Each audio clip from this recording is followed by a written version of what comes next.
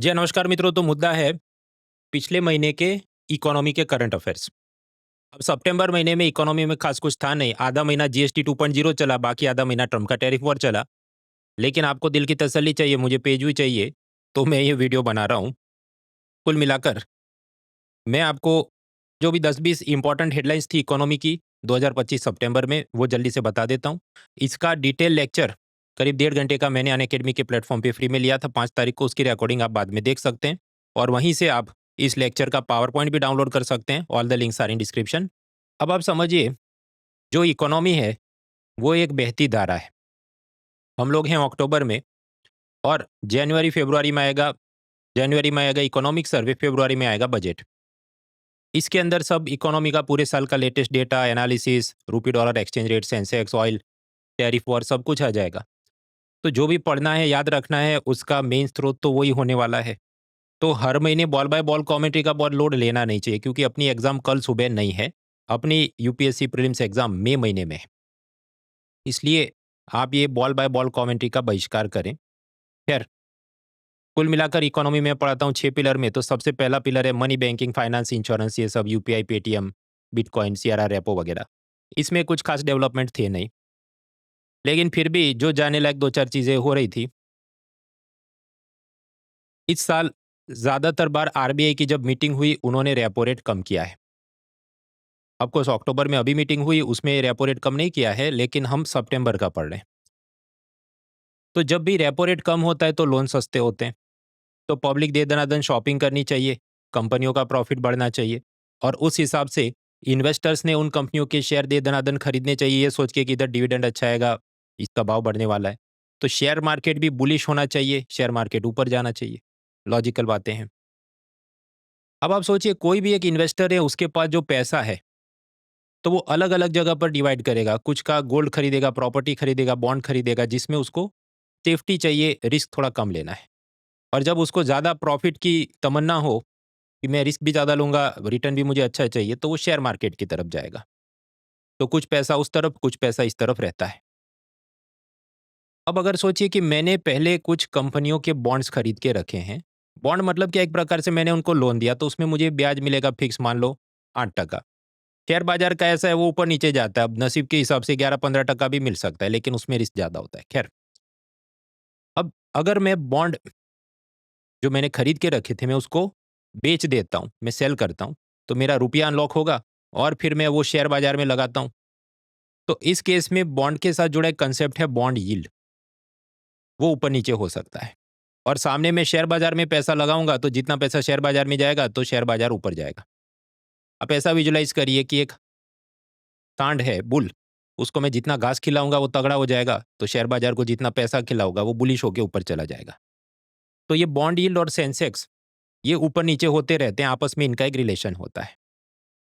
अब क्योंकि आरबीआई ने लोन सस्ते किए, तो ये रिलेशन में कुछ ऊपर नीचे होना चाहिए। उसकी सब हेडलाइंस चली, जो अभी हम नहीं पढ़ेंगे। इसका मैं कारण बताऊं कि बॉन्ड यील्ड ऊपर नीचे हुआ, उसी चीज को रविश कुमार वीडियो में ऐसे बता सकते हैं कि भारत में डर का माहौल है इसलिए ऐसा हुआ। और उसी चीज को इकोनॉमिक सर्वे ऐसे बना सकता है कि भारत में घी दूध की नदियां बह रही है, इसलिए बॉन्ड यील्ड ऊपर नीचे हुआ। तो कौन सा सही है? क्योंकि हमको एग्जाम पास करनी है, तो इकोनॉमिक सर्वे जो बोले वो सही है। और मैंने आपको बताया इकोनॉमिक सर्वे कब आएगा, 31 जनवरी को। तो ये अभी बहती धारा है, इसलिए ऐसे जितने हेडलाइन और एक्सप्लेन सीरीज है उसका लोड नहीं लेना है, क्योंकि वो एक एक दो दो महीने के ट्रेंड की बात करेंगे। उस हिसाब से एमसीक्यू नहीं बनाता यूपीएससी। यूपीएससी एमसीक्यू बनाएगा इकोनॉमिक सर्वे से सीधी सीधी लाइन उठा के। तो wait till that January month, then we will see. आगे बढ़ो।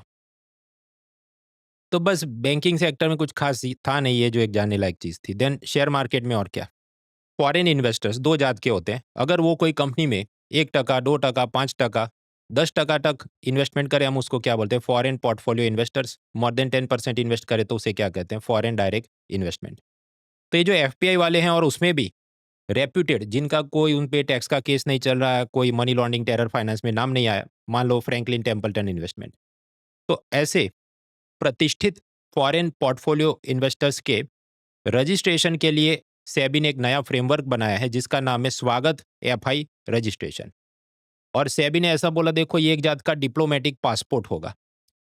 अब समझिए, डिप्लोमेटिक पासपोर्ट के क्या फायदे होते हैं कि आपको पुलिस की गाड़ी नहीं रोके, ट्रैफिक में नहीं रोके, एयरपोर्ट पे चेकिंग नहीं हो वगैरह। एग्जैक्टली क्या होता है मुझे भी नहीं पता, क्योंकि मैं वो सब एक था टाइगर जेम्स बॉन्ड टाइप की फिल्में देखता नहीं। लेकिन वो होता है डिप्लोमेटिक पासपोर्ट कि उसमें आपको बहुत सारी इम्यूनिटी मिलती है। तो यहाँ समझो एफपीआई वाले को पासपोर्ट नहीं देगा सेबी, सेबी जो रजिस्ट्रेशन देगा उसमें बहुत सारी उसको छूट देगा कि तुमने एक बार रजिस्टर किया 10 साल तक मान्य है, तुम्हें हर 3-3 महीने पे हमें कोई रिपोर्ट देने की जरूरत नहीं, मान लो 6 महीने बाद देना, वगैरह वगैरह टेक्निकल गाइडलाइंस होती है जो हमारे लिए काम की नहीं। एक लाइन में हमको क्या याद रखना है कि रेप्यूटेड एफपीआई के रजिस्ट्रेशन के लिए नया फ्रेमवर्क बना है जिसका नाम है स्वागत एफआई। किसने बनाया? तो सेबी ने बनाया है। आगे बढ़ो। जब भी कोई कंपनी को इन्वेस्टर से पैसा उठाना है, पहली बार वो लॉन्च करे शेयर, उसे कहते हैं आईपीओ। फिर उनको लगे अभी 2 4 5 50 करोड़ और चाहिए, दोबारा भी लॉन्च कर सकते हैं, follow on public offer FPO. अब ऐसे जो भी आईपीओ एफपीओ आते हैं उसमें हर एक जात के इन्वेस्टर का कुछ कोटा होता है कि रिटेल इन्वेस्टर का मान लीजिए 50% कोटा हो, इंस्टीट्यूशनल इन्वेस्टर्स जैसे टाटा म्यूचुअल फंड, एलआईसी वगैरह उनका 30% कोटा हो, मान लो बाकी 20% फॉरेन इन्वेस्टर का कोटा हो वगैरह। तो ये टेक्निकल रूल्स जो हैं अलग अलग जात की कंपनियों पर अलग अलग लगते हैं कि उस कंपनी का साइज कितना बड़ा है, मार्केट कैपिटलाइजेशन कितना बड़ा है, वो क्या एक सरकारी कंपनी है या प्राइवेट सेक्टर कंपनी है। तो सेबी उसके रूल्स ऊपर नीचे करता रहता है। तो अभी उसने प्रपोजल डाले हैं कि आईपीओ में रिटेल इन्वेस्टर का कोटा थोड़ा बढ़ना चाहिए, लेकिन जब वो पास होगा तो हम समझेंगे, तो अभी से इसका लोड लेना है नहीं। कंपनियों के शेयर्स और ओनरशिप की बात की है तो ट्रंप ने इंटेल के नए सीईओ पर आरोप लगाया कि तुम चाइनीज एजेंट हो। तो स्वाभाविक है सीईओ का नहीं नहीं मैं ऐसा नहीं हूँ। और फिर वो माफी मांगने या समझाने के लिए ट्रंप के घर गया, तो ट्रंप ने उसको डरा धमका के इंटेल कंपनी के 10% शेयर्स अमेरिकन सरकार के नाम करवा दिए कि तुम देशभक्त हो ये साबित करने के लिए 10% शेयर हमको दे दो। जिसकी लाठी उसकी भैंस, head of face it will be Donald Trump. आपका इससे हमारा क्या फायदा नुकसान है? मित्रों, ये इंटेल कंपनी है, उसने पहले ऐसे सब प्रॉमिस किए थे कि मैं भारत में चिप मैन्युफैक्चरिंग इंडस्ट्री लगाऊंगा। लेकिन अब क्योंकि यूएस गवर्नमेंट के पास शेयर होल्डिंग आ गई, तो स्वाभाविक है बोर्ड ऑफ डायरेक्टर में ट्रंप के लोग बैठेंगे और वो ऐसा होने नहीं देंगे। वो कहेंगे हमारे ये जो गोरे वोटर्स हैं उनकी जॉब्स चली जाएगी, इसलिए तुम जो भी फैक्ट्री लगानी है अमेरिका में लगाओ, भारत में मत लगाओ। अब असल में ये प्रीलिम से ज़्यादा मेंस का सोचने का मुद्दा है कि इस प्रकार से कोई कंपनी के शेयर्स ले लेना, नेशनलाइजेशन कर देना, ये सब कहाँ होता है? जैसे चीन होगा, नॉर्थ कोरिया होगा, सोशलिस्ट रिजिम में ये होता है। अमेरिका एक कैपिटलिस्ट कंट्री है, पूंजीवाद है, तो वहाँ सरकार ने कोई कंपनी की मालिकी में दखल नहीं करना चाहिए, लेकिन ये उल्टी दिशा में जा रहा है। अब अनअकैडमी ने अलग से सिर्फ मेंस का बैच लॉन्च किया निश्चय 2026 9,999 में। हालांकि उसको आप अलग से नहीं लो तो भी चले, क्योंकि ये जो हमारा प्लस सब्सक्रिप्शन है उसमें प्रीलिम्स मेंस सीसेट उसके अंदर ये चीज़ भी आ ही जाती है। तो it is part of that. लेकिन मान लीजिए कोई ऐसे स्टूडेंट्स हो, उनको लगता हो कि हमें प्रीलिम्स का हम ऑलरेडी कहीं से पढ़ चुके, हमको सिर्फ मेंस का वैल्यू एडिशन चाहिए, तो हमें पूरी फीस नहीं देनी है, then you are welcome to join for this also. बाकी जो हमारा प्लस सब्सक्रिप्शन है starts at an affordable price of 19,999। Affordable मैं इसलिए कहता हूँ क्योंकि इसमें प्रीलिम्स मेन सीसेट के live lectures, answer writing with evaluation, ये सब शामिल है। बहुत सारे इंस्टीट्यूट में केवल आंसर राइटिंग का जो मॉड्यूल है वही 15-17 हज़ार का होता है। और अनअकैडमी के इन्हीं सब ऑनलाइन क्लासरूम ऑफरिंग्स की मदद से पिछली एग्जाम सीजन में 8080 से ज़्यादा लर्नर्स ने यूपीएससी क्रैक किया था। इसमें हम मॉक इंटरव्यू वाले जोड़े तो ये नंबर और बढ़ जाता है, लेकिन मैं मॉक इंटरव्यू वालों को क्लेम नहीं करता। एक इंस्टीट्यूट है, वो क्लेम करता है, फिर सरकार ने उसको 5 लाख का दंड कर दिया। खैर मित्रों, बाकी डिटेल्स डिस्क्रिप्शन में है, लेट्स क्रैक इट। आगे बढ़ते हैं। आईआईटी बॉम्बे के एक प्रोफेसर ने नाराज़गी जताई कि ये जो भी कैंपस इंटरव्यू होते हैं, उसमें सब बच्चे ये सर्विस आईटी और फाइनेंस के कंपनियों के प्लेसमेंट इंटरव्यू में बैठ जाते हैं, क्योंकि उधर उनको सीधा उम्मीद है 1-2 करोड़ का पैकेज मिल जाएगा। लेकिन सामने ये जो प्रोसेस इंडस्ट्री, फैक्ट्री, मैन्युफैक्चरिंग, ऐसी कंपनियों के प्लेसमेंट होते हैं, अब उसमें स्वाभाविक है कम पगार होगा, 20-25 लाख साल का, तो वहाँ पर वो नहीं बैठ रहे और ये चिंता का विषय है। आ, क्योंकि इन किसी को आजकल फैक्ट्री में काम नहीं करना, सबको मतलब एसी चैम्बर में सेठ की तरह बैठना है, तो सर्विस आईटी, फाइनेंस, कंसल्टेंसी के प्लेसमेंट में ही सब लोग जा रहे हैं। अब कहते हैं इससे हमको क्या है, वो सब आईआईटी के बच्चे हैं, उनकी प्रॉब्लम है। तो फिर हमें रोना नहीं चाहिए कि भारत में एलजी, सैमसंग जैसी कंपनियां क्यों नहीं है, जब इलेक्ट्रॉनिक्स के अंदर दमदार लोग रहते नहीं हैं, या तो वो सर्विस सेक्टर में जाते हैं या अमेरिका चले जाते हैं, तो ये जो ब्रेन ड्रेन की प्रॉब्लम है, तब तक इंडिया मैन्युफैक्चरिंग पावर हाउस बन नहीं सकता। कुछ लोग कहेंगे नहीं, नहीं अभी तो आईफ़ोन भारत में बन रहे हैं, अमेरिका में बिकने वाले 3 में से हर एक आईफ़ोन भारत का मेड इन इंडिया है। समझो एप्पल अपना सगा नहीं है मित्रों। अभी भारत सरकार की एक योजना है, production linked incentive scheme PLI scheme. उसमें सब्सिडी मिलती है तब तक एप्पल भारत में है। जैसे वो सब्सिडी योजना खत्म होगी, वो चला जाएगा अफ्रीका या ब्राज़ील या कहीं जहाँ उसको सब्सिडी मिलेगी। तब आप क्या करेंगे? तो हमें अपना खुद का मैन्युफैक्चरिंग बेस और अपनी रेप्यूटेड इलेक्ट्रॉनिक्स ब्रांड बनाने की ज़रूरत है। आगे, ईपीएफओ आप जानते हैं कि मज़दूर की सैलरी से कुछ पैसा कटेगा, मालिक अपने पॉकेट से कुछ पैसा ऐड करेगा और ये सब जाएगा ईपीएफओ में। फिर वो शेयर्स में, बॉन्ड्स में वगैरह में इन्वेस्ट होगा और ये मज़दूर को सब पेंशन प्रोविडेंट फंड मिलता है। अब ये आपका पैसा उसमें डिपॉज़िट हुआ और क्या सिचुएशन है उसका स्वाभाविक एक पासबुक होगा। लेकिन ये ईपीएफओ का जो पासबुक पोर्टल है उसमें लॉगिन के काफ़ी प्रॉब्लम आते हैं। पासवर्ड भी रीसेट करने नहीं दिए, आप सही पासवर्ड टाइप करो तो अभी लॉगिन नहीं हुए। ये मैं अपना खुद का अनुभव बता रहा हूँ। आप कहते हो तुम फॉरगॉट पासवर्ड पे क्लिक कर देते, भाई उस पे करो तो भी कुछ नहीं होता है। अब ऐसे बहुत सारे लोगों ने शिकायत की तो फिर ईपीएफओ ने माना हाँ भाई तकलीफ तो है। तो उन्होंने ये कहा है कि हमने एक नया पोर्टल या सब डोमेन या कुछ लॉन्च किया है जिसका नाम है पासबुक लाइट, तो तुम उधर लॉगिन करके सब देख लेना जब तक हम मेन पोर्टल ठीक नहीं कर पाते। तो पासबुक लाइट किसने लॉन्च किया है? जवाब है एसबीआई ने नहीं किया, ईपीएफओ ने। शेयर मार्केट, पेंशन, फिर आते हैं इंश्योरेंस की तरफ। तो मित्रों इंश्योरेंस में आईआरडीएआई नाम की संस्था ने एक नया पोर्टल खोला है, बीमा सुगम पोर्टल। एक प्रकार से अमेज़न जैसा है कि एक तरफ कस्टमर है, दूसरी तरफ सारे सेलर्स हैं, उन्होंने अपने प्रोडक्ट लिस्ट किए हैं। तो एलआईसी, ओरिएंटल इंश्योरेंस और बाकी जो भी इंश्योरेंस कंपनियाँ, health insurance, vehicle insurance, life insurance, सब कुछ वो वहाँ पर लिस्टेड है। आप प्राइस कंपेयर करो, खरीद लो और ये सारी पॉलिसी फिर आप डिजिटली वहाँ पर स्टोर कर सकते हैं। और आप मान लीजिए जो व्यक्ति ने पॉलिसी खरीदा वो मर गया, उसकी फैमिली को कॉम्पेंसेशन जाना चाहिए, तो वो सबकी फरियाद और क्लेम भी आप डाल सकते हैं। सो दैट इज़ बीमा सुगम पोर्टल। एलआईसी ने नहीं बनाया, किसने बनाया? आईआरडीआई नाम की संस्था ने बनाया है। पेंशन पे आते हैं। आप जानते हैं एक है नेशनल पेंशन सिस्टम एनपीएस। इसमें प्राइवेट सिटीजन भी जॉइन कर सकता है, मतलब जिसके पास सरकारी नौकरी नहीं, और सरकारी एम्प्लॉय भी जॉइन कर सकता है जिसके पास सरकारी नौकरी है। तो फ़र्क क्या है? देखिए अगर गवर्नमेंट एम्प्लॉय जॉइन करता है तो उसकी सैलरी का मान लो 10% कट होगा और सरकार अपने पॉकेट से एडिशनली जो भी 14 टू 18% कुछ और भी ऐड कर देगी। वो डिपेंड करता है एनपीएस जॉइन किया या नया यूनिफाइड पेंशन स्कीम आया वो जॉइन किया है। अगर मैं जॉइन करता हूँ, मैं प्राइवेट सिटीजन हूँ, तो मेरे खाते में सरकार पैसा जमा नहीं करेगी। अब ये जो यूपीएस नाम का गवर्नमेंट एम्प्लॉय के लिए अलग स्कीम इन्होंने बनाया था और सरकार ने ऑप्शन दिया था कि एनपीएस में से आप यूपीएस में कन्वर्ट कर दो, तो आपके खाते में हम ज़्यादा पैसा भी जमा करेंगे और आपको गारंटी भी देंगे कि रिटायर होने पे मान लो जो भी आपको आखिरी सैलरी का 50% पेंशन देंगे वगैरह, वगैरह। तो केंद्र सरकार में जो 24 लाख एम्प्लॉई हैं, उनमें से मुश्किल से 40,000 ने ही अपना अकाउंट अपग्रेड कराया है या चेंज कराया है। अब कहीं ऐसा क्यों? जबकि तुम बता रहे हो उस हिसाब से तो एनपीएस से यूपीएस ज़्यादा अच्छी स्कीम है। उसका कारण कि गवर्नमेंट एम्प्लॉइज़ चाहते हैं कि हमें ओल्ड पेंशन स्कीम में वापस डालो। ओल्ड पेंशन स्कीम ऐसी है कि उसमें एम्प्लॉय का पैसा शेयर बाजार में इन्वेस्ट नहीं होगा, सरकार उसको सीधा ही पेंशन दे देगी कि तुम रिटायर हुए उससे पहले तुम्हारी आखिरी सैलरी क्या थी, मान लो लाख रुपए, तो तुमको 50,000 सैलरी पेंशन हर महीने मिलेगा। तो उनको ये है कि अगर हम अपग्रेड कर देंगे, सरकार कहेगी तुम तो नाराज थे अब नहीं नाराज हो तो क्यों शिकायत है, इसलिए वो चेंज नहीं कर रहे। खैर, ये ओपीएस, एनपीएस और यूपीएस क्या है इस स्लाइड में मैंने सब दिया है, वीडियो पॉज करके आप पढ़ लेना। 4 3 2 1 आगे बढ़ते हैं।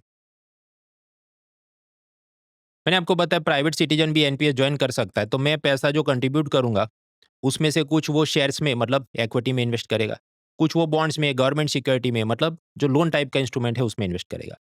तो पहले क्या होता होगा कि मान लो इसमें 60 और इसमें 40 जा रहा होगा। अब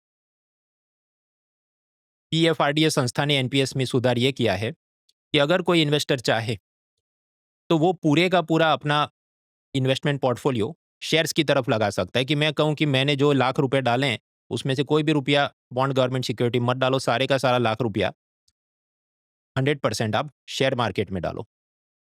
इसके फायदे भी है, नुकसान भी है कि इसमें रिस्क बढ़ेगा और रिटर्न आपको ज़्यादा मिल सकता है। बाजार गिर जाए तो आपका थोड़ा नुकसान भी हो सकता है। खैर वो सिटीजन पर है, उसकी क्या मर्जी है, उस हिसाब से वो मिक्स एंड मैच कर सकता है। तो this is first reform. Second reform, जब भी आप ये एनपीएस खाता खोलते हैं वो आपका पान कार्ड नंबर मांगेगा। पहले ये था कि एक पान कार्ड से सिर्फ आप एक एनपीएस स्कीम ज्वाइन कर सकते थे। अब इन्होंने कहा नहीं, एक ही पान कार्ड से तुम एक से ज़्यादा स्कीम ज्वाइन कर सकते हो। तो मान लीजिए मैं एक स्कीम ज्वाइन करूँ, उसमें ऐसा लिख दूँ कि मैं जो लाख रुपए दे रहा हूँ उसका 50% शेयर में और 50% बॉन्ड में इन्वेस्ट करना। फिर मैं दूसरी एक एनपीएस स्कीम ज्वाइन करूँ, उसमें ये लिख दूँ कि इसमें भी मैं लाख रुपए डाला हूँ, इसका 100% शेयर में और 0% बॉन्ड में इन्वेस्ट करना, वगैरह वगैरह। हालाँकि मुझे नहीं लगता ज़्यादा लोग ऐसे 2-3 स्कीम में एनरोल करेंगे, क्योंकि आप समझिए पेंशन ऐसी चीज़ है जो आपको 20-30 साल बाद मिलेगी। और आजकल जितनी महँगाई बढ़ रही है और लोगों की सैलरी उतनी ज़्यादा नहीं बढ़ रही, तो उसकी बचत ही कहाँ होती होगी कि वो 2-3 स्कीम जॉइन हो, मुश्किल से 1 एनपीएस, और उसमें भी हर साल उसको भरने में दिक्कत आती हो। खैर, ये जो नया उन्होंने स्कीम लॉन्च किया है कि आप एक से ज़्यादा एनपीएस अकाउंट खोल सकते हो, उसे क्या कहते हैं? मल्टीपल स्कीम फ्रेमवर्क, जो किसके साथ जुड़ा है? एनपीएस पेंशन योजना के साथ जुड़ा है। तो पिलर 1 इज़ ओवर। आगे बढ़ते हैं पिलर 2। बजट टैक्सेशन में जाने लायक 3 चीज़ें थी, inflation versus fiscal deficit, FDI का पैसा टैक्स हेवन में जा रहा है, और तीसरा जीएसटी 2.0। सबसे पहले इन्फ्लेशन और फिस्कल डेफिसिट का मामला देखते हैं। जीडीपी आप समझते हैं कि एक साल में भारत में जो भी नया गुड्स एंड सर्विसेज का प्रोडक्शन हुआ, दैट इज जीडीपी। अब ये जीडीपी 2 जात के होते हैं। एक होता है नॉमिनल जीडीपी, मतलब कि वो इन्फ्लेशन के साथ प्रेजेंट मार्केट प्राइस क्या है, उस हिसाब से आलू प्याज कितना पैदा हुआ, दैट इज नॉमिनल जीडीपी। लेकिन आप उसमें से इन्फ्लेशन की असर को हटा दो, विदाउट इन्फ्लेशन वाला जीडीपी निकालो, उसे हम कहते हैं रियल जीडीपी। अब सरकार कोई टारगेट लेके चले कि हम एक साल में कितना पैसा लोन में लेंगे, जिसको हम कहते हैं फिजिकल डेफिसिट। तो फिजिकल डेफिसिट का टारगेट लिया, मान लो कि 4.4% ऑफ जीडीपी। तो वो कौन सा वाला जीडीपी होता है? रियल वाला नहीं, नॉमिनल वाले जीडीपी पे वो कैलकुलेट करके बोलते हैं। तो सरकार ने कुछ टारगेट ऐसा लिया हो कि देखो, इस साल हम कितना कर्जा लेंगे, कितनी फिजिकल डेफिसिट करेंगे, तो नॉमिनल जीडीपी के 4.4% से ज़्यादा नहीं करेंगे। ये हमारा टारगेट है। अब आप सोचिए किसी कारण से नॉमिनल जीडीपी गिर जाए, तो सरकार ज़्यादा पैसा लोन में नहीं ले पाएगी। पहले सोचा 100 करोड़ लोन में लेंगे, अभी 80 करोड़ ही लोन में लेंगे। तो फिर ये जितनी योजनाएँ हैं, प्रधानमंत्री किसान सम्मान निधि, किसानों को 6,000 रुपए दे दो, वगैरह, उसमें दिक्कत आएगी। तो मामला ये है कि जीडीपी में ये जो नॉमिनल जीडीपी है, वो गिरेगा तो सरकार को दिक्कत आएगी। और नॉमिनल जीडीपी कब गिर सकता है? क्योंकि ये इन्फ्लेशन के साथ वाला जीडीपी है, तो अगर इन्फ्लेशन, महंगाई में कमी आती है, तो नॉमिनल जीडीपी भी कम हो जाएगा। तो कुल मिलाकर मामला ये है कि महंगाई में कुछ कमी आई, तो सरकार को दिक्कत हो गई है कि अब नॉमिनल जीडीपी डाउन है, तो हमने जो बोला था कि जीडीपी का 4.4% से ज़्यादा फिजिकल डेफिसिट नहीं करेंगे, वो टारगेट मानने में हमें दिक्कत आएगी। हालाँकि तो क्या होगा, ऑपोजिशन पार्टी अविश्वास प्रस्ताव लाके सरकार गिरा देगी, ऐसा कुछ है नहीं, ये तो सिर्फ बोलने की बात है। ये इंडियन एक्सप्रेस, द हिंदू को लिखने को कुछ मुद्दा नहीं होगा, तो इस पे वो चले गए थे। आगे बढ़ते हैं। कुछ लोगों को अभी भी पल्ले नहीं पड़ा होगा कि भाई ये जीडीपी क्या हुआ, और नॉमिनल और मार्केट एक्सचेंज रेट और रियल जीडीपी क्या, तो उसका अलग से 30 मिनट का वीडियो है, वो देख लेना, इसी चैनल पर है। आगे बढ़ते हैं। FDI in tax haven. FDI का मतलब क्या है कि कोई विदेशी पार्टी किसी एक कंपनी में 10% से ज़्यादा इक्विटी इन्वेस्टमेंट या शेयर इन्वेस्टमेंट करे। अब मान लीजिए वॉलमार्ट, जो अमेरिका की कंपनी है, वो फ्लिपकार्ट के अंदर इन्वेस्टमेंट करे, तो हम क्या बोलते हैं? Inward direct investment.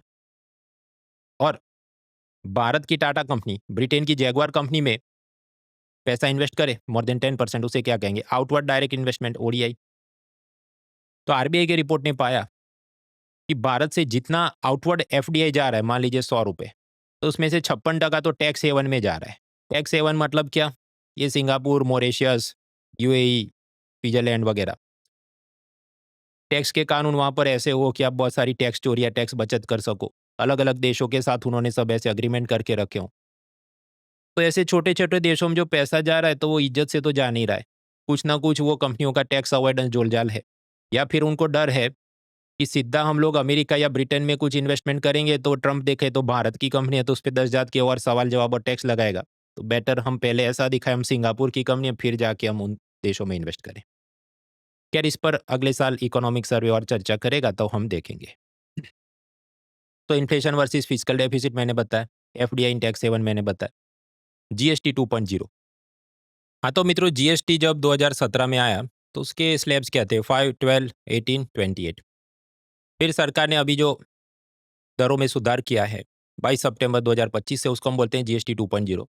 तो उसमें 5% है, 12 वाला कैंसिल हो गया, 18% है, 28 वाला कैंसिल हो गया, उसकी जगह 40% है। इसके अलावा गोल्ड, डायमंड वगैरह पर स्पेशल रेट्स लगते हैं 0.25 से 3%। अब इसमें कौन सी चीज़ ऊपर नीचे हुई वो खुद से मैं इधर बनाने जाऊंगा तो 1 घंटा सिर्फ इसी का वीडियो बनेगा। पहले मैं बना ही चुका हूँ। और बाकी अगले साल फरवरी में मेरी एक फ्री सीरीज आएगी, विन 26 सीरीज, तो उसमें सारे फ्री हैंडआउट्स होंगे। तो ये सब जीएसटी 2.0 में क्या ऊपर नीचे हुआ वो सब उधर होगा। तो अभी बॉल बाय बॉल कमेंट्री में लोड नहीं ले रहे हैं। मित्रों इकोनॉमी के नाम पे बहुत कुछ चलता है, तो मैं बता दूं कि क्या क्या मेरी तरफ से है। एक तो इकोनॉमी की मेरी बुक जो अमेजोन पे अवेलेबल है।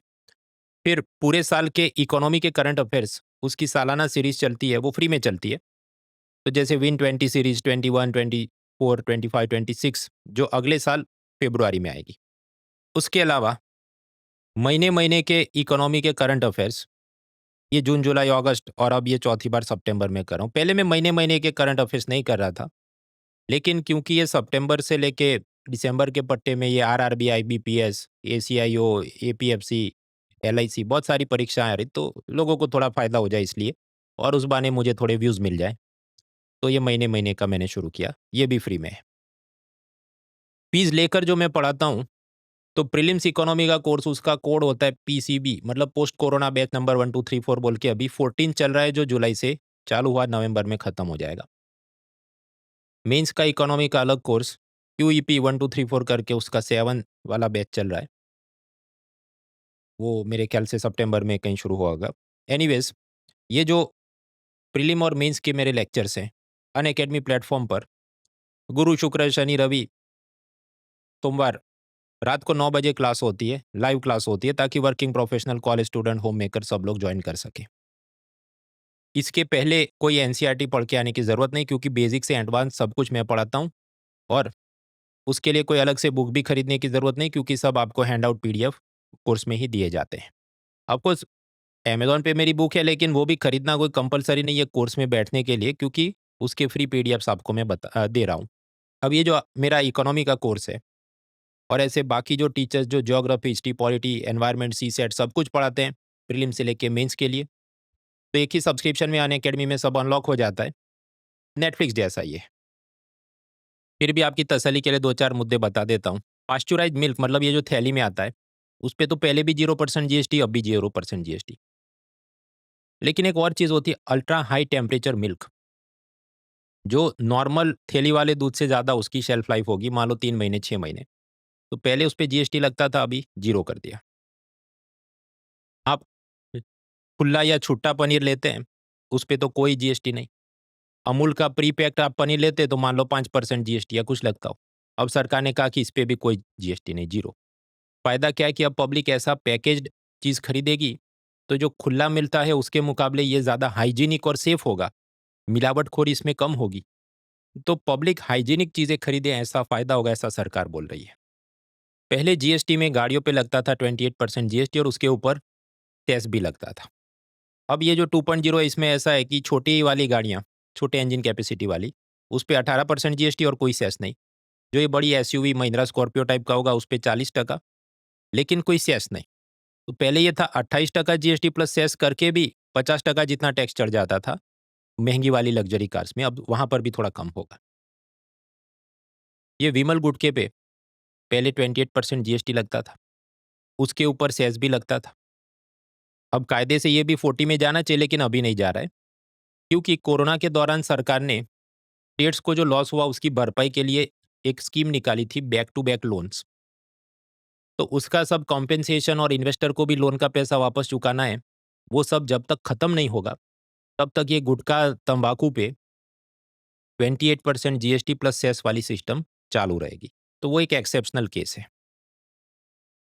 जीएसटी के चलते कुछ नाराज फूफे भी हैं। इंश्योरेंस पे 0% कर दिया, लेकिन उन कंपनियों को कि अभी हमारा आईटीसी रिफंड नहीं आएगा तो हमारा प्रॉफिट मार्जिन कम हो जाएगा।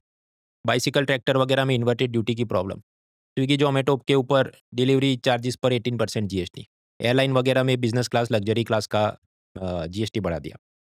ये सब क्या मुद्दे थे, अलग से मैंने उसका 20 मिनट का वीडियो बनाया था, टाइम मिले तो देख लेना। Now third pillar, international trade. मान लीजिए इलॉन मस्क ने अपनी स्पेसएक्स या ट्विटर कंपनी के लिए भारत के कोई टेक ग्रेजुएट को नौकरी पे रखा है, तो इलॉन मस्क उसको सैलरी भी देगा, लेकिन उसे अमेरिका बुलाने के लिए जो लगेगा H1B visa for such science and technical jobs, उसके वास्ते इलॉन मस्क मतलब उस कंपनी ने, एम्प्लॉयर ने अमेरिकन सरकार को ये कहना होगा कि ये H1B वीज़ा को हम लोग स्पॉन्सर कर रहे हैं, तो उस पर अमेरिकन सरकार फीस मांगेगी। पहले लगती होगी कम फीस, ट्रंप ने बोला नहीं, इसमें $1 लाख फी लगेगी, मतलब करीब 28 लाख रुपए, क्योंकि तुम ये सब बाहर के लोग लाते हो तो मेरे गोरे वोटर्स को नौकरी नहीं मिलती है। अब इससे पॉजिटिव नेगेटिव क्या होगा, तो या तो इलॉन मस्क सोचेगा बाहर वालों को नहीं, मैं अमेरिका से ही लोगों को नौकरी पे रखता हूँ। दूसरा वो ये सोचे कि मैं अमेरिका की जो अपनी पूरी ये सॉफ्टवेयर वाली कंपनी है उसको शिफ्ट करके भारत में ही बना देता हूँ, जिसको हम कहते हैं ग्लोबल कैपेसिटी सेंटर्स। तीसरा, चीन ने ये कहा कि ये सब टेकीज को अब जॉब नहीं मिल रही अमेरिका में, तो तुमको मैं चाइना में एब्जॉर्ब करूंगा, के वीज़ा सिस्टम मैं लॉन्च करने वाला हूँ। ये सब चल रहा है, आगे बढ़ते हैं। जो भारत की ओएनजीसी कंपनी है, उसकी एक डॉटर या सब्सिडियरी कंपनी जिसका नाम है ओएनजीसी विदेश, जो नाम से ही सिद्ध है, फॉरेन कंट्री में ऑयल गैस एक्सप्लोरेशन करेगी। तो रशिया में जैसे सखालिन, वांकोर वगैरह प्रोजेक्ट में उनका इन्वेस्टमेंट है। अब उधर ओएनजीसी विदेश प्रॉफिट कमाएगी, उसमें से बहुत सारा डिविडेंड उसने पेरेंट कंपनी को भेजना पड़ेगा। अब ये जो बेचते थे, तो डॉलर करेंसी में मान लो भेज रहे हैं, तो उसका फाइनेंशियल मैसेज भेजना पड़ता है पहले, कि वो बैंक से ये बैंक में पैसा आएगा, जिसे हम कहते हैं स्विफ्ट मैसेजिंग सिस्टम। लेकिन रशिया ने क्योंकि यूक्रेन पर युद्ध किया, उसके बाद स्विफ्ट मैसेजिंग सिस्टम से रशियन अकाउंट्स को, बैंक्स को बैन कर दिया गया है। तो उधर जो पैसा फंसा है उसको निकाल के भारत लाना मुश्किल। ये आज का नहीं, ये तो 2022 से मुद्दा चल रहा है। तो इंडियन एक्सप्रेस के पास लिखने को कोई मुद्दा नहीं हो तो वो ये पुरानी पीपुड़ी फिर से बजाना शुरू करते हैं। मैंने आपको बता दिया मामला क्या है। एक संस्था है इंटरनेशनल मॉनेटरी फंड, उसका बोर्ड ऑफ गवर्नर होता है। उसमें भारत की तरफ से फाइनेंस मिनिस्टर बैठते हैं। किसी कारण फाइनेंस मिनिस्टर बीमार हो नहीं जाए तो आरबीआई गवर्नर बैठ सकते हैं। इसके नीचे आईएमएफ के मैनेजिंग डायरेक्टर और एग्जीक्यूटिव बोर्ड होगा। एग्जीक्यूटिव बोर्ड में अलग से एग्जीक्यूटिव डायरेक्टर्स होंगे। तो उसमें भारत की तरफ से एग्जीक्यूटिव डायरेक्टर थे कृष्णमूर्ति सुब्रमण्यन, लेकिन किताब खरीदने के एक भ्रष्टाचार और करप्शन के केस में इनका नाम आ गया, तो मोदी ने 6 महीने पहले, इनका कार्यकाल समाप्त होने के 6 महीने पहले ही नौकरी से निकाल दिया और उसकी जगह डॉक्टर उर्जित पटेल को एग्जीक्यूटिव डायरेक्टर बनाया भारत की तरफ से आईएमएफ में।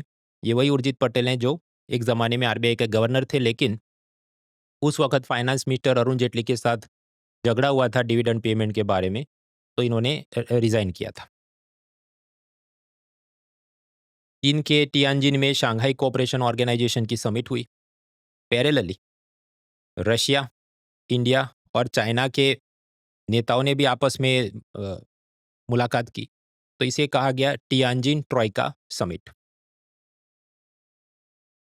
तो that is third pillar. Of course इसमें और भी आया, मैं वो सब मंथली मैगज़ीन में आप देख लेना। आगे बढ़ते हैं थर्ड के बाद fourth pillar, sectors of economy. सबसे पहले एग्रीकल्चर। एग्रीकल्चर में प्रीलिम्स के लिए कुछ खास था नहीं। पिलर 4 भी मैन्युफैक्चरिंग एंड सर्विस सेक्टर। तो द हिंदू में एक चीज़ आई थी, पिंक टैक्स। वो सिंपल मामला है कि एक ही ब्रांड का परफ्यूम हो तो महिलाओं के लिए 153 रुपये, पुरुषों के लिए 122। क्यों? क्योंकि कंपनी ये कहेगी प्रोडक्ट डिफरेंशिएशन है। ये जो महिलाओं का परफ्यूम है उसमें हमने ज़्यादा मॉइस्चराइज़र और सब अच्छे-अच्छे केमिकल्स डाले हैं। तो कंपनियाँ ये जो महिलाओं पर एक्स्ट्रा पैसा लूटती हैं उसे क्या कहा जाता है? Pink tax. द हिंदू में आर्टिकल आया था, मैंने आपको बता दिया। इकोनॉमिक सिस्टम्स 3 जात की होती हैं। ये सोशलिज्म, कम्युनिज्म में क्या होता है? सरकार सब तय करेगी, किसको क्या प्रोड्यूस करना है, किसकी कंपनी पर कौन मालिक होगा, किसे क्या भाव पे क्या मिलना चाहिए। टोटल ऑपोजिट होता है कैपिटलिज्म, कि जहाँ पर सब कुछ मार्केट डिसाइड करे, सरकार की दखल नहीं होगी। भारत बीच में है, मिक्स्ड इकोनॉमी। कुछ जगह सरकार कंट्रोल करती है, बाकी सब जगह कंपनियों को बोला तुम चलाओ।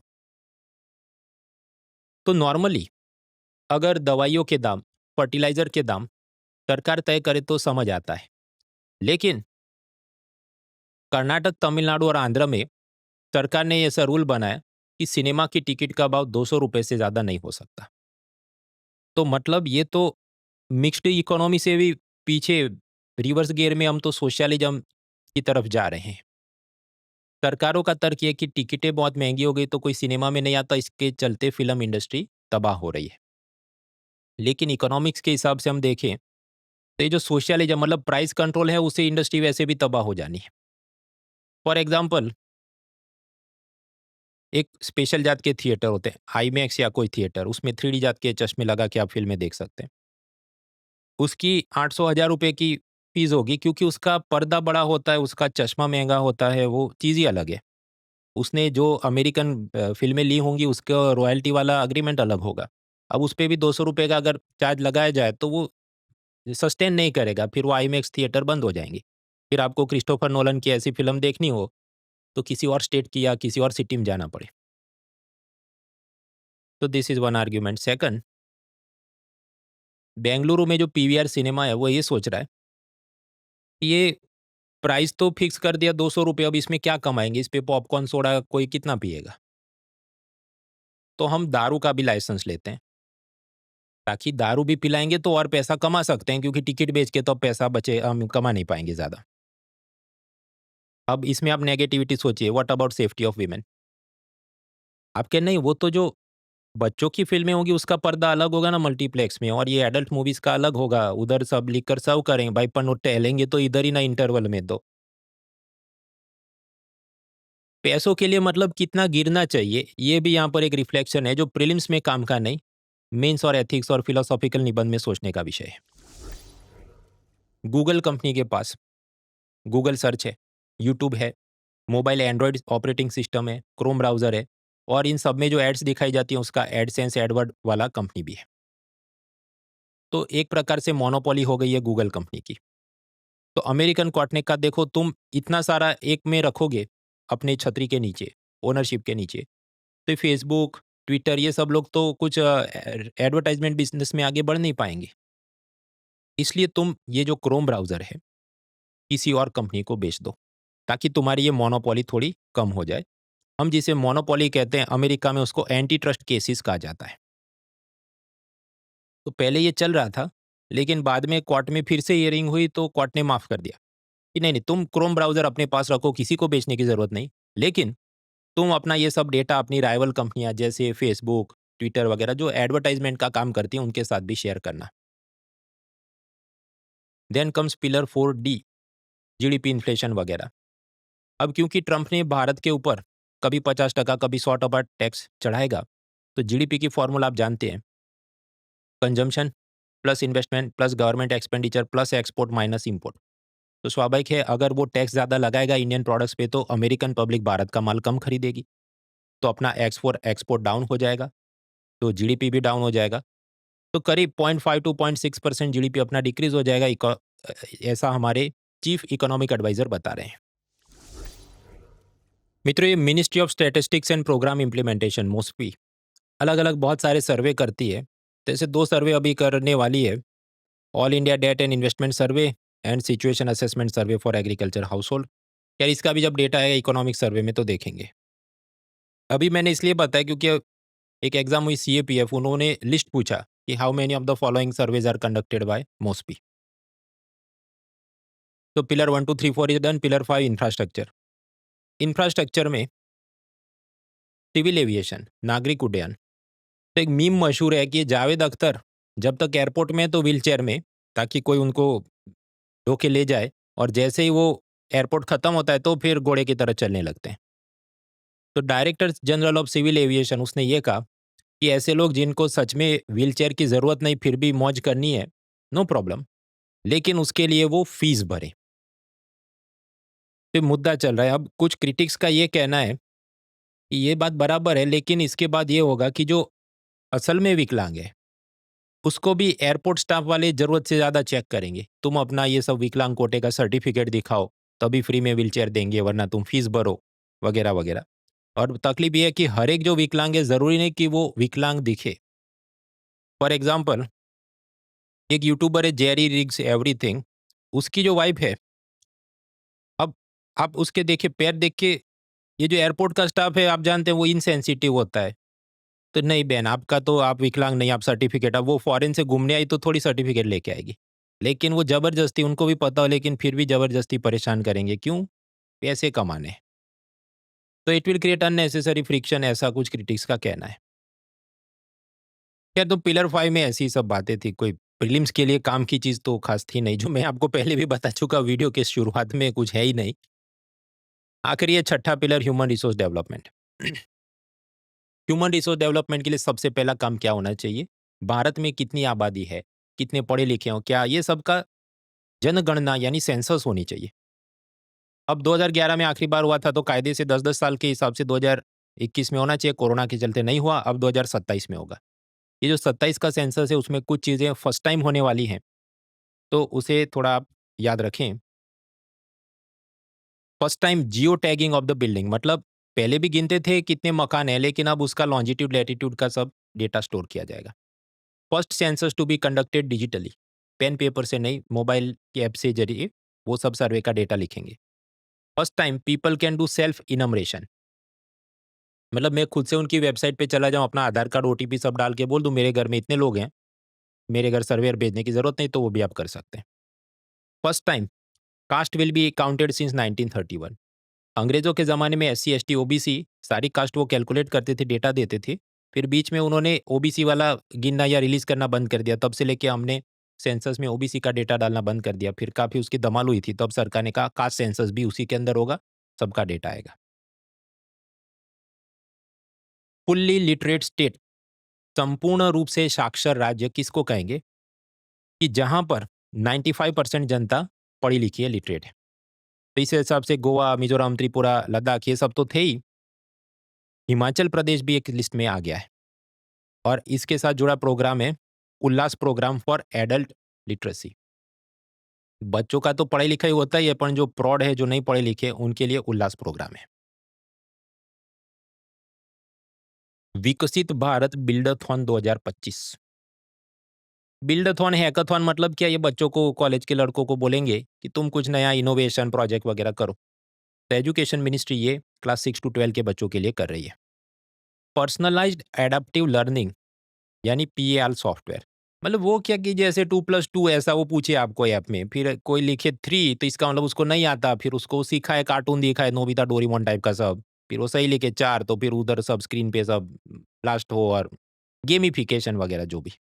तो 2-3 बार इसके आर्टिकल आ गए। ये बहुत ज़ोरदार चीज़ है और आंध्र प्रदेश में इसके ऐसे सॉफ्टवेयर के चलते बच्चों का पढ़ने लिखने का स्तर बेहतर हुआ है। पहली बार आया तो मैंने माना ठीक है, फिर 2-3 बार और आ गया तो मुझे अब लगने लग रहा है कि ये सब पीआर एक्सरसाइज़ है। ये जो भी सॉफ्टवेयर स्टार्टअप वाला होगा उसको हाइप बनानी है ताकि बाकी राज्यों को वो बेच सके और जो भी टेंडर-वेंडर करने हैं उसको। यार एक लाइन में समझना था, मैंने आपको बता दिया। National institutional ranking framework NIRF, तो उसमें पिछले 7 सालों से आईआईटी मद्रास का फर्स्ट नंबर है, तो उसी का फर्स्ट नंबर है। और भी छोटे-छोटे मुद्दे थे, ये तो मैंने आपको जो इम्पोर्टेंट 10-20 हेडलाइन जानने लायक थी बताई। अदरवाइज़ ये पूरा करीब 1.5 घंटे का लेक्चर है जिसमें प्रीलिम्स और मेंस के आयामों की मैंने चर्चा की है। अनअकैडमी ऐप पे फ्री में आप देख सकते हैं और उधर से ही आप इसका पावर पॉइंट भी फ्री में डाउनलोड कर सकते हैं। Link is in the description. मित्रों, ये तो केवल इकोनॉमी के करंट अफेयर्स हुए। इसके अलावा बाकी भी जो ज्योग्राफी, एनवायरनमेंट, इंटरनेशनल रिलेशन, सारे करंट अफेयर्स तो अनअकैडमी का हर महीने मैगज़ीन निकलता है, आर्टिकुलेट मैगज़ीन। फ्री में आप डाउनलोड कर सकते हैं unacademy.com/content/upsc/downloads और उधर से ही आप प्रीलिम्स और मेंस की topic wise previous question booklet भी फ्री में डाउनलोड कर सकते हैं। अनलॉक कोड याद रहे mrunal.org। बाकी डिटेल्स डिस्क्रिप्शन में है। Let's crack it. Unacademy. Let's crack it.